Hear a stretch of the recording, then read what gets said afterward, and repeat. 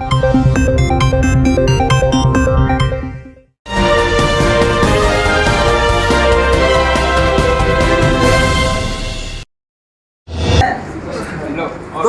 अगर आपने अभी तक एबीपी टीवी न्यूज़ को देखा है, लेकिन आप फिर भी आप भविष्य में चाहते हैं कि जो एबीपी टीवी न्यूज़ की जो है आपको पूरी पल पल अपडेट होते रहे, इसीलिए आप जो है एबीपी टीवी न्यूज़ को यूट्यूब पर जा करके जो है लाइक करें, सब्सक्राइब करें। और आज हमने उत्तराखंड के किस तरह से हम सांस्कृतिक प्रोग्राम दिखा रहे हैं, इसी तरह से आने वाले समय में जो अलग अलग किस तरह से प्रोग्राम होते हैं हम उसको भी जो आपको पल पल अपडेट देते रहेंगे। और एबीपी टीवी न्यूज़ को यूट्यूब पर जाकर लाइक करें, सब्सक्राइब करें और अपने एंड्रॉयड टीवी में भी आप एबीपी टीवी न्यूज़ को लाइक सब्सक्राइब कर सकते हैं और देख सकते हैं। सही। नमस्कार दोस्तों, आप देख रहे हैं एबीपी टीवी न्यूज़। और एबीपी टीवी न्यूज़ आज करगड़ुमा कोर्ट के पास में यहाँ पर एक गढ़वाल भवन है और यहाँ पर एक संस्था है जिसका नाम है उत्तराखंड देवभूमि पर्वतीय परिवार कल्याण संगठन दिल्ली पंजीकृत है। और यह संगठन जो है किस तरह से काम करता है समाज के बीच में और इस संगठन की क्या क्या भूमिका है, और उसके संगठन का आज यहाँ पर एक सांस्कृतिक कार्यक्रम था और यहाँ पर कुछ नए पदाधिकारियों की भी नियुक्ति हुई है। उसी कड़ी में आज एबीपी टीवी न्यूज़ यहाँ पर आए हुए हैं और यहाँ पर हम जो अध्यक्ष हैं, उपाध्यक्ष, महासचिव और जो भी इस संस्था की महिला मंडल की टीम है, उन लोगों से भी हम लोग बातचीत करेंगे और जानेंगे संस्था के बारे में, जानेंगे कि जो संस्था की जो स्थापना कब से हुई है और संस्था को स्थापना के पीछे उद्देश्य क्या रहा है जिसकी वजह से ये संगठन की स्थापना किया गया है। इसी कड़ी में हम जानेंगे उत्तराखंड देवभूमि पर्वतीय परिवार कल्याण संगठन के अध्यक्ष retired ACP Shri SP Joshi ji. सबसे पहले सर एबीपी टीवी में आपका बहुत बहुत धन्यवाद। सर, ये जो संगठन है, इस संगठन के बारे में बताइए। संगठन जो कब से कार्य कर रहा है और इसकी स्थापना कब हुई और स्थापना के पीछे उद्देश्य क्या है? इसकी स्थापना अप्रैल 2022 में की हमने। इससे पहले हम चला रहे थे, वो रजिस्टर्ड नहीं थी, हमने इसको रजिस्टर कराया है।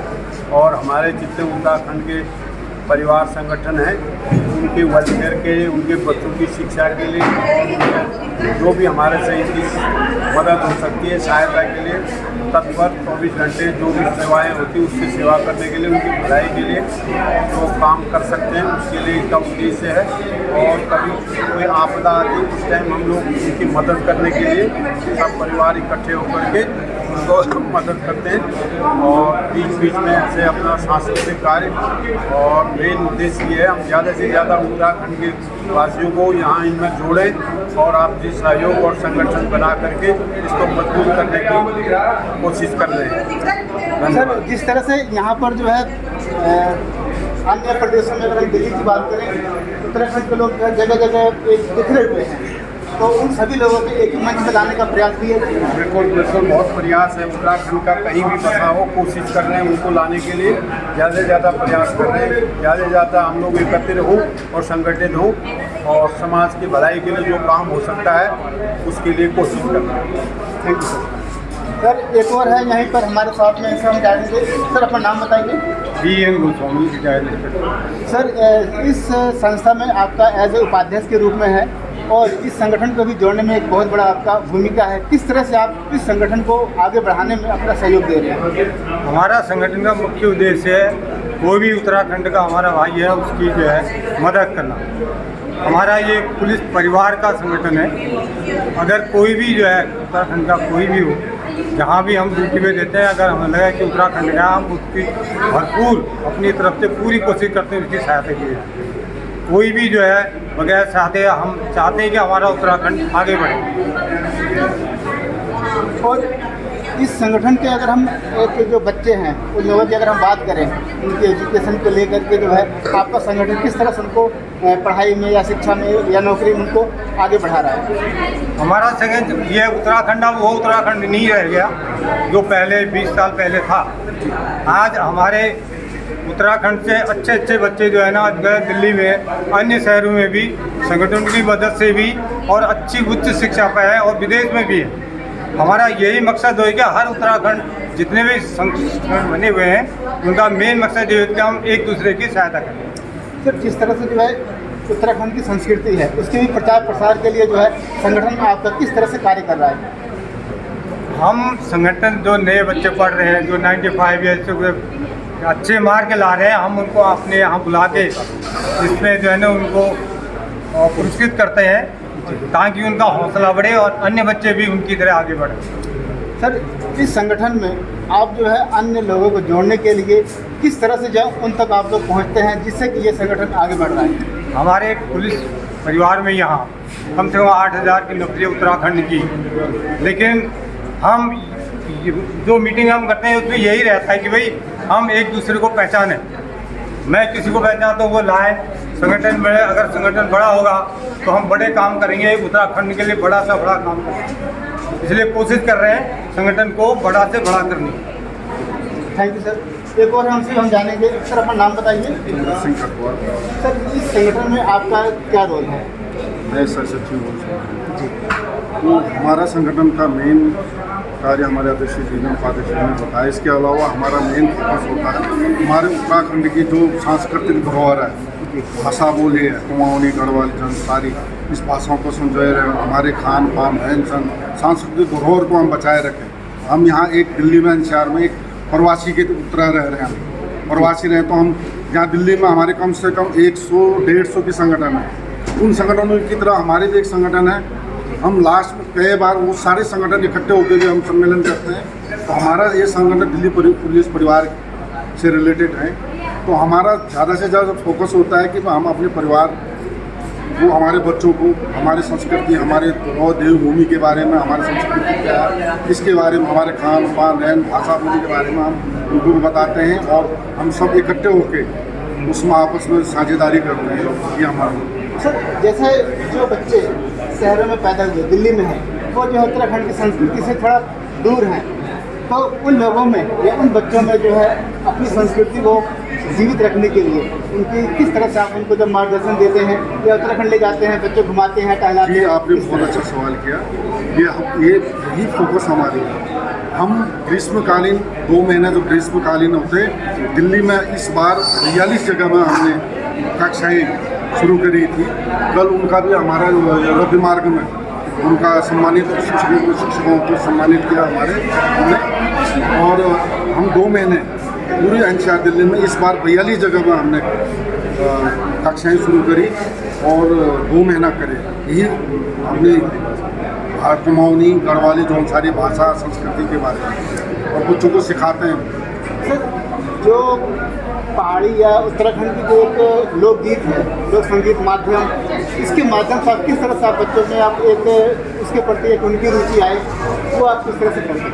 इसके बारे में समय समय पर हम सांस्कृतिक प्रोग्राम करते रहते हैं और बच्चों को बुलाते हैं। बच्चों को भी हम उनके पेरेंट्स को कह के तालीम दिलवाते हैं और उन्हीं बच्चों के द्वारा हम मंचों में बड़े बड़े कलाकारों को न बुला के अपने बच्चों के द्वारा कार्यक्रम। जैसे कि हम लोगों ने भी आज देखा कि जो है यहाँ पर जो कलाकार थे, तो सभी बेसिकली वो उत्तराखंड के बच्चे थे, आप भी कहीं के बच्चे थे। उन लोगों ने बहुत ही सुंदर अपने नृत्य के माध्यम से जो है संगीत के माध्यम से प्रस्तुत किया और एक उत्तराखंड की हमें तो एक छवि दिखी जो दिल्ली में जो है कि जो ऐसा लगा कि जो है कि पूरा उत्तराखंड यहीं पर ही आ गया। आप आने वाले समय में सभी भव्य प्रोग्राम आपको देखने को मिलेगा। आपका स्वागत करेंगे, आपको बुलाएंगे, इससे भी बहुत बड़ा प्रोग्राम होगा। थैंक यू सर, आपने जो है उत्तराखंड के बारे में और अपने संगठन के बारे में बहुत अच्छी जानकारी दी। एक और हम जानेंगे जो कि सांस्कृतिक सचिव भी हैं और वो सांस्कृतिक इस तरह से जो है जो कार्यक्रम में भी काफ़ी रुचि रखते हैं। सर अपना नाम बताइए। जी, सांस्कृतिक सचिव। मैं शुरू से ही इस लाइन में अपनी बोली भाषा से जुड़ा हूँ। गीत कला में अपनी यहाँ दिल्ली NCR या उत्तराखंड में लगातार प्रोग्राम करता रहता हूँ और गीतों के जरिए अपनी बोली भाषा को बढ़ावा देते हैं। भाई यही हमारा मेन मकसद है। बाकी संस्था तो हमारी ऐसे है कि ज़रूरतमंद का जो मदद करें, ज़रूरतमंद जो ग्रुप में या कहीं और किसी को मदद हो तो उसकी यथासंभव मदद करें। बाकी हमारा मेन मकसद यही है कि अपनी बोली भाषा को बढ़ावा देना और अपना जिसको भी या कहीं कोई ज़रूरतमंद आदमी हो उसकी मदद। सर, कुछ लोग अपनी भाषा अभिव्यक्ति जो है एक भाषण के माध्यम से बातचीत के माध्यम से, या फिर कुछ लोग जो है एक आप जो है अपनी जो विचारधारा है या अपनी जो संस्कृति है उसे संगीत के माध्यम से व्यक्त करते हैं। क्योंकि अगर हम आज़ादी की भी अगर हम बात करें, वहाँ पर भी जो है आज वैसे बहुत सारे जो कवियों ने और जो संगीतकार गीतकार उन लोगों ने संगीत के माध्यम से भी जो है इस देश को जो है देशभक्ति की भावना उन्होंने भरी थी, जिससे हमें आज़ादी मिली। और उसी तरह से आप भी कुछ उत्तराखंड की संस्कृति को जीवित रखने के लिए एक संगीत के माध्यम से आप देश को दे रहे हैं। देखो जी, मैं अभी कहीं भी हमारा प्रोग्राम सबका अपना अपना बोली भाषा है, लेकिन अभी हिंदी में बोल रहे हैं। हर जगह बड़े बड़े प्रोग्राम होते हिंदी में बोलते हैं, पर मैं कोशिश करता हूँ कि अपनी ठेठ गढ़वाली में बोलूँ। तो मेरा यही चलता रहता है अपनी पहचान कहाँ से है, अपनी बोली भाषा से। इसलिए मैं ठेठ गढ़वाली में बोलता हूँ। मैं हिंदी के शब्द बहुत कम यूज़ करता हूँ। आपके कहने के मुताबिक यहाँ पर हिंदी में बोल रहा हूँ मैं। बाकी अगर गाना सुनाना तो 2 लाइन सुना देता हूँ। बिल्कुल, माता का भजन है।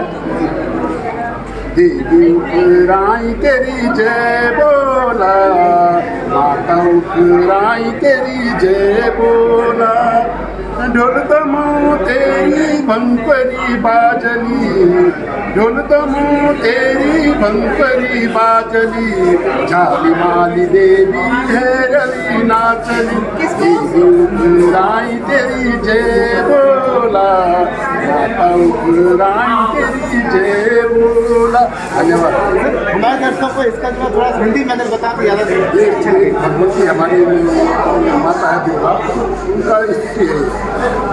आदरणीय जगत प्रकाश जी के बारे में मेरे ख्याल से काफ़ी लोग जानते होंगे कि सुंदरकांड का भव्य प्रदर्शन ये लोग करते हैं, जिनके लिए इनको भारत सरकार द्वारा राम रतन पुरस्कार से इनको सम्मानित किया गया है। हमारी यात्राओं के लिए भी जो यात्राएं की जाती हैं उनके लिए भी सम्मानित किया गया है। और जो उद्घाटन जनवरी मकर संक्रांति पे जो राम मंदिर का उद्घाटन होना है, उसमें जो प्रीवियस ईयर में हमारी यात्रा गई थी अयोध्या राम मंदिर के लिए, उसमें वो झंडा वहाँ पर फहराया जाएगा। तो ये एक बड़े सम्मान की बात है हमारे उत्तराखंड के सदस्यों के लिए कि जो भव्य कीर्तिमान इस समय हमारे देश में हो रहे हैं, वो हमारे बड़े पैमाने पर हों, छोटे पर हों या बिल्कुल लोअर लेवल पे हों, उसमें उत्तराखंड का समाज हमारा बहुत आगे है। इस बात के लिए हम लोगों को खुद को बड़ा गौरवान्वित महसूस करना चाहिए, मानना चाहिए।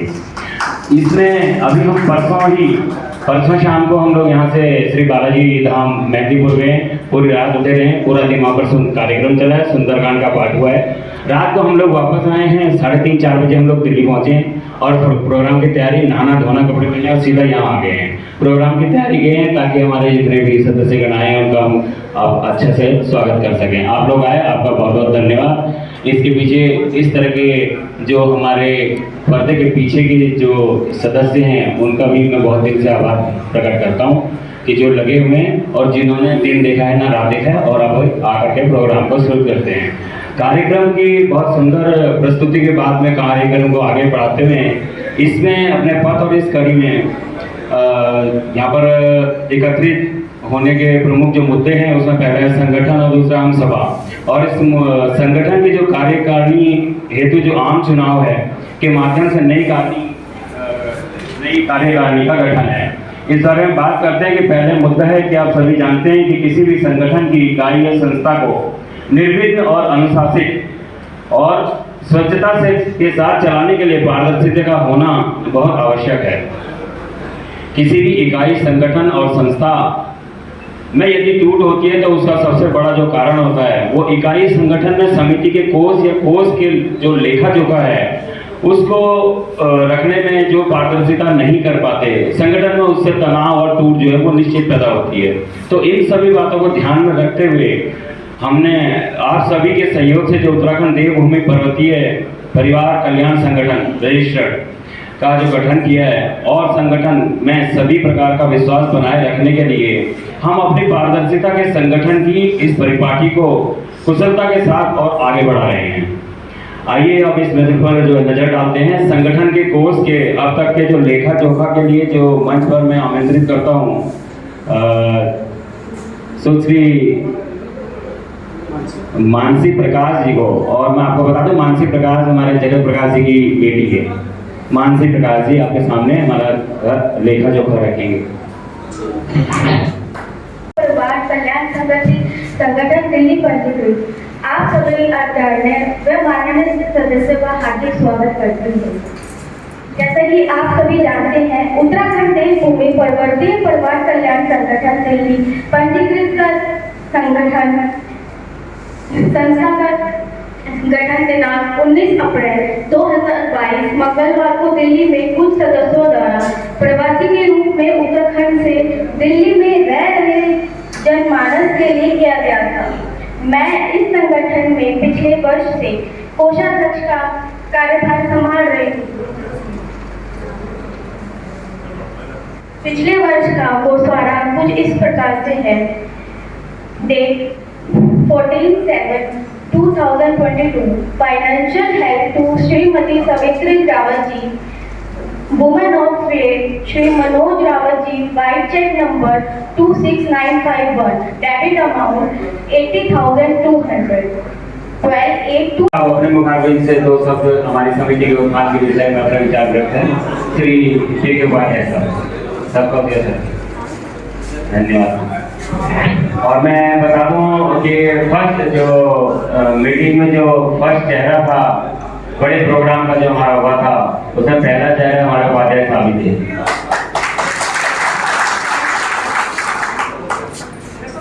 हमारे आदरणीय एसीपी साहब और तमाम मेरे साथियों, मैं सबको अपनी ओर से नमस्कार कहना चाहता हूँ।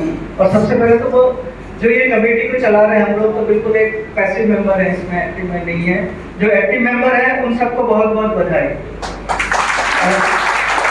और ये जितने भी एक्टिव मेंबर हैं उनके लिए जोरदार तालियां।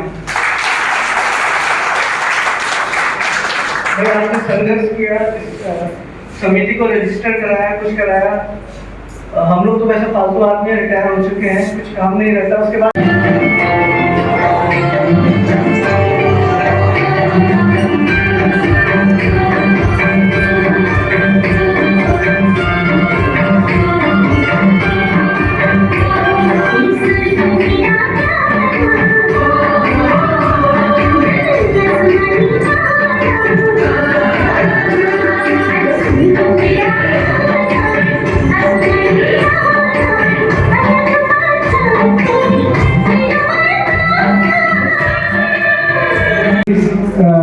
ऐसी जोशी सर से कि वो हमारे दोनों रिटायर्ड एसीपी साहब का स्वागत करें।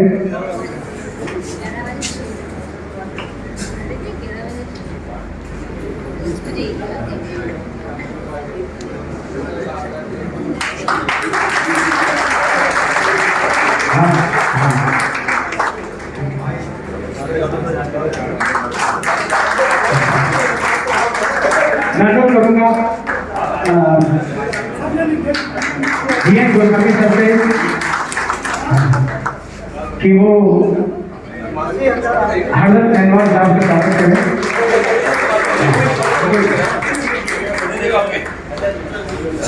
माय मैडम आगे आइए।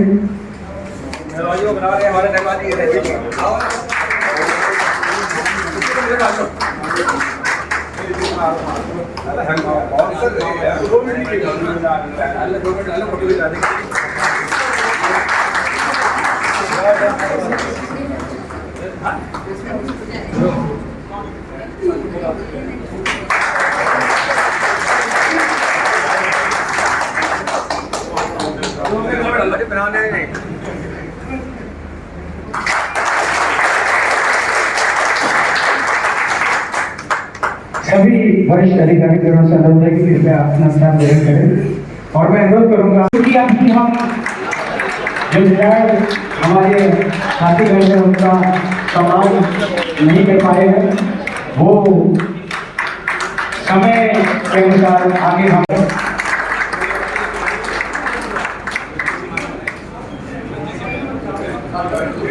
तो आप सभी अनुरोध है कि आप अपने आशीर्वचन से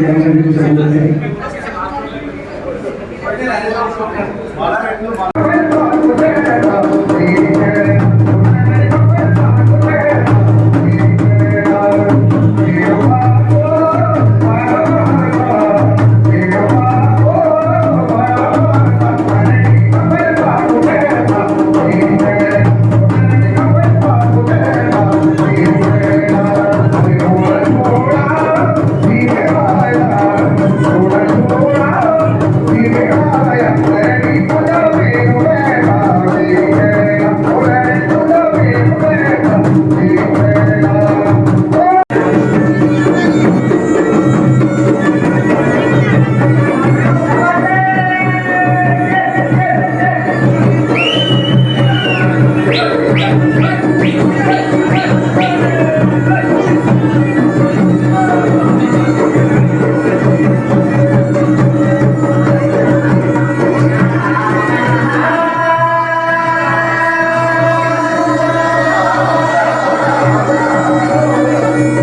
भी जो है ऐसे महासचिव लक्ष्मी कृष्ण है और इनकी जो यहाँ पे महिला टीम है उनका भी जो है इस संगठन में बहुत बड़ा संगठन में इनका रोल है और किस तरह से जो संगठन को मजबूत करके महिलाओं के माध्यम से और आज का ये जो बहुत बड़ा प्रोग्राम आयोजित किया इसके संगठन के माध्यम से किसी भी संस्था में जो है महासचिव का बहुत बड़ा रोल होता है और बहुत बड़ी जिम्मेदारी है परिवार के साथ में एक संगठन जिम्मेदारी निभा रही है। सबसे पहले यूनिवर्सिटी का आपका स्वागत है और आज के जो कार्यक्रम है उसके बारे में बताइए। ये कार्यक्रम हमारा दूसरी बैठक है, पहला पिछले साल हुआ था। ये हमने उत्तराखंड समाज के लिए ही करते हैं, अपने बच्चों को अपनी संस्कृति समझाने के लिए, दिखाने के लिए। प्रदेश में बैठे हुए हम अपने डेली तो हम उनको नहीं ले जा सकते, लेकिन इस माध्यम से, इस तरह समारोह बैठक के माध्यम से अपने बच्चों को अपने जड़ से, अपनी रूट से मिलाने का प्रयास कर रहे हैं, जिसके लिए हम सब बराबर के भागीदारी हैं। मैडम आज के समय में जिस तरह से अगर हम देखा जाए जो है युवा वर्ग जो है थोड़ी सी हमारी संस्कृति से भटक रहा है, तो आप इस संगठन में जो है युवाओं को, युवा लड़कियों को, युवतियों को लाने के लिए आप किस तरह से जो उनको संगठन से जोड़ रहे हैं, या कैसे उनको संगठन ला रहे हैं? पहले तो हम अपने ही बच्चों को कोशिश करते हैं कि आए देखें। उसके अलावा हमने उत्तराखंड की भाषाएं जो हमारी हैं, गढ़वाली, कुमाऊनी और भी भाषाएं, इनको सिखाने के, हमें खुद भी जो अच्छे से नहीं आती हम भी सीखते हैं जाकर, और अपने बच्चों को, लड़कियों को खासकर प्रोग्राम वगैरह में, सांस्कृतिक कार्यक्रम में हिस्सेदारी लेने का, इसी तरह मनोरंजन करके उनको सिखाने की कोशिश करते हैं। कहते हैं सीखने की कोई उम्र नहीं होती है, कभी भी सीखा जा सकता है। जी हम खुद सीख रहे हैं, ये है, इनसे सीखते हैं हम काफ़ी कुछ। जिन्होंने देखा है गांव देहात, हमने नहीं देखा है, इतना देखा है पर उतना नहीं देख पाए, और इनके ही मार्गदर्शन में हम बहुत कुछ सीख रहे हैं। एक और है ये यहाँ का जो संगठन है जो परिवार कल्याण संगठन, हमने जो है यहाँ पर जो किस तरह से हमने देखा यहाँ पर सांस्कृतिक प्रोग्राम के माध्यम से और वक्ताओं ने अपने अपने जो है एक वक्ता के रूप में जो है और संस्कृति के रूप में, सांस्कृतिक कार्यक्रम के रूप में आज यहाँ पर हमें उत्तराखंड की झलक देखी।